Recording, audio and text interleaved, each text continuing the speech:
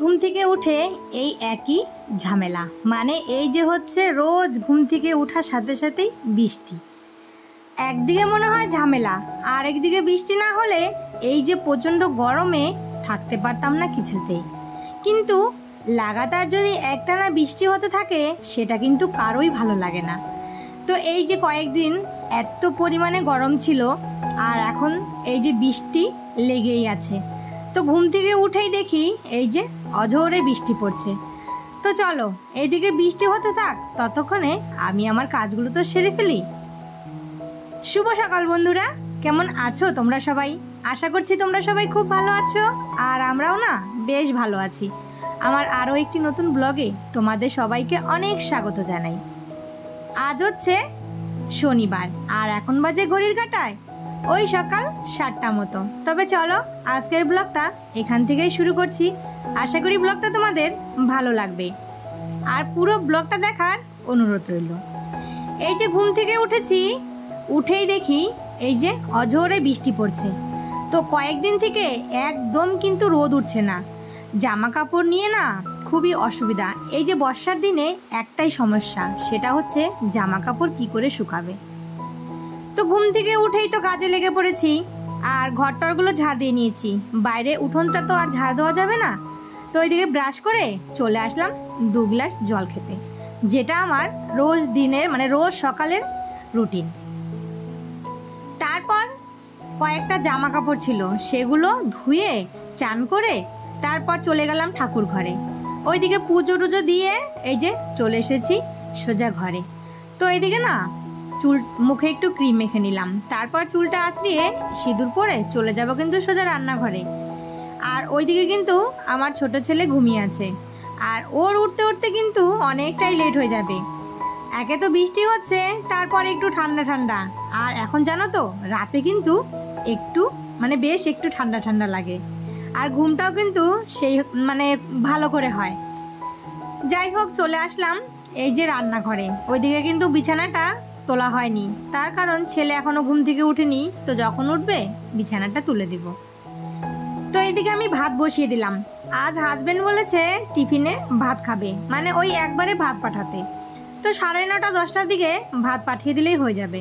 তো আমাকে সেই মতোই রান্নাটা সারতে হবে। তো আজকে কি রান্না করব, ফ্রিজে না ডিম আছে, তো ভাবলাম যে ডিমের ঝোল করি আর ভাত করি, সাথে একটা কিছু করে নেব। একদিকে ভাত বসিয়ে দিয়ে চলে আসলাম এই যে ফ্রিজ থেকে ডিম নিতে।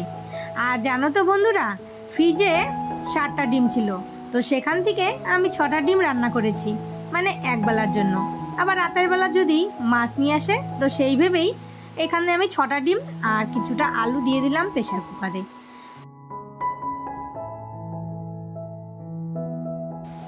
এদিকে ডিম আর আলুটা সেদ্ধ বসিয়ে দিয়ে ভাতটাও বসিয়ে দিয়েছি। তো না কয়েকটা ভেন্ডি ছিল, তো ভাবলাম যে না এগুলো তো নষ্ট হয়ে যাবে, আর পুরো একটা সপ্তাহ হয়ে গেছে, কালকে রবিবার আসলে পুরো 1 সপ্তাহ। তো এগুলো একটু পেঁয়াজ দিয়ে ভাজা করে নেই, আর বেশি ছিল না কিন্তু অল্পই ছিল। তো এদিকে দেখো ডিম আর আলুটা ছুলে নিয়েছি, আর ওইদিকে কিন্তু পাটায় মশলাটাও করে নিয়েছি। তো একটা ডিম আমি রেখে দিয়েছি আলাদা করে, তার কারণ আমার বড় ছেলে না এই যে ডিমের ঝোল খেতে, মানে এই যে সেদ্ধ করে ডিমের ঝোল করা খেতে চায় না। ওর জন্য অমলেট করে দিব একটু পেঁয়াজ কুচি দিয়ে, আর ওই অমলেট দিলে একটু ঝোল দিলে ওর খাওয়া হয়ে যাবে। তো যখনই না এই যে ডিমের ঝোল রান্না করি, ওর জন্য ওই যে ভাজা করতে ভুলে যাই, কিন্তু ছেলেটাকে যখন খেতে বসে তখনই ঝামেলা করে যে তুমি জানো আমি এই ডিম খাবো না, তবুও আমাকে কেন দিচ্ছ। আজকে আগে থেকেই ওর জন্য ডিমটা সরিয়ে রেখেছি যাতে পরে ভুলে না যাই। তো ওইদিকে ডিমের ঝোলটা বসিয়ে দিয়ে, আর এইদিকে কয়েকটা বাসন জমেছিল, তো সেই বাসনগুলো মেজে নিলাম। এইদিকে আমার রান্না বান্না পুরো কমপ্লিট হয়ে গেছে। তো চলো তোমাদেরকে একটু দেখাই কি কি রান্না করলাম। তো এই যে এখানে পেঁয়াজ দিয়ে ভেন্ডি ভাজি, আর হচ্ছে ডিমের অমলেট, আর একটু মাছের ডিম দিয়ে আলু বেগুন আর লঙ্কা কুচি আর পেঁয়াজ কুচি দিয়ে একটু ভাজা ভাজা করেছি, আর সাথে এই যে পাতলা করে আলু দিয়ে ডিমের ঝোল।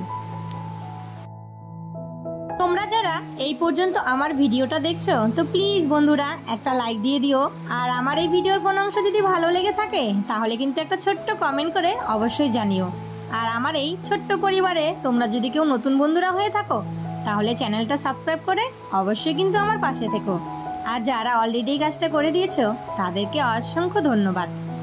এদিকে না রান্না সেরে চলে আসলাম এই যে উঠোনে ব্লিচিং দিতে। আর এত পরিমাণে উঠোনটা মানে শ্যাওলা পড়েছে, কখন যে কে পড়ে যাবে তার কিন্তু কোনো ধারণাই নেই। এই যে এখন ব্লিচিং দিয়ে রাখলাম, দিয়ে একটু ঝাড়ু দিয়ে দিয়েছি। তারপর এটা সারাদিন থাকবে, ওই বৃষ্টি এলে একাই ধুয়ে যাবে। এই করে কিন্তু বর্ষার দিন আসলে নাই নাই করে কতবার যে আমাকে ব্লিচিং দিতে হয়। তো যাই হোক, ওইদিকে রান্না বান্না সেরে ফেলেছি, এইদিকে অর্ধেক কাজও কিন্তু আমার এই যে হয়ে গেছে। আজকে সারাদিনের মতন এটা থাকবে এইভাবেই। তারপর হাজবেন্ড চলে এসেছে বাড়িতে। আর এইদিকে দেখো হাজবেন্ড এসে নিজেই ভাত বেড়ে নিচ্ছে। তো এদিকে হাজবেন্ড বলল ভাত খাবে, এসে দেখি নিজেই সবার ভাত বেড়ে নিয়েছে। মাঝে মাঝে কিন্তু আমার হাজবেন্ড এইরকমই করে। তো চলো খাওয়া দাওয়া সেরে নেই। আর আজ জানো তো বন্ধুরা, এই যে বলেছিলাম না 6টা ডিম রেঁধেছি, কিন্তু আজকে আমার কপালে একদমই ডিম জোটেনি। তারপর এই যে দেখো খাওয়া দাওয়া সেরে এই যে ছেলের চশমাটা বানাতে দিয়েছিলাম, তো সেটা কিন্তু চলে এসেছে। আর এই যে ছেলে পছন্দ করেছিল সাদা ফ্রেম, তো সেটাই ওকে এনে দেওয়া হলো। আর এই যে ওকে এখন পরিয়ে দেব। আর এটা কিন্তু ওকে কন্টিনিউ সারাদিনই পরে থাকতে বলেছে। তো এই যে তোমাদেরকে বলেছিলাম না যে আজকে আমার কপালে ডিম জুটেনি, তার কারণ কি বলো তো? আজকে হাজবেন্ড সকালে ফোন করে বলেছে তার এক বন্ধু আর তার দুজনের জন্য খাবার পাঠাতে। তো 2টো ডিম ওখানে দিয়ে দিয়েছি। আর 2টো ডিম ছিল, একটা ছেলেকে সকালে দিয়েছি আর একটা দুপুরে। আর ছিল হচ্ছে হাজবেন্ডকে একটা দিয়েছি, আর তোমার বড় ছেলের জন্য একটা ভাজা করে রেখেছি। ওইদিকে যে ফ্রিজে একটা ডিম ছিল সেটার কথা আমার আর মনেই ছিল না, আমিও ভুলে গেছি। আর আজকে আমার ঝোল দিয়েই ভাত খাওয়া হয়েছে। যাই হোক, সেটা কোনো ব্যাপার না, মাঝে মাঝে ওই রকম একটু একটু হয়েই থাকে। এইদিকে না একটা গ্যাস বুক করেছিলাম, তো গ্যাসটাও কিন্তু চলে এসেছে, সেটা নিয়ে নিলাম। আজকের ভিডিওটাতে একটু আওয়াজ আসতে পারে, কেন বলো তো? আমি না এই ভিডিওটা যখন রাতের বেলা ভয়েস দিচ্ছিলাম তখন না প্রচণ্ড পরিমাণে বৃষ্টি হচ্ছিল।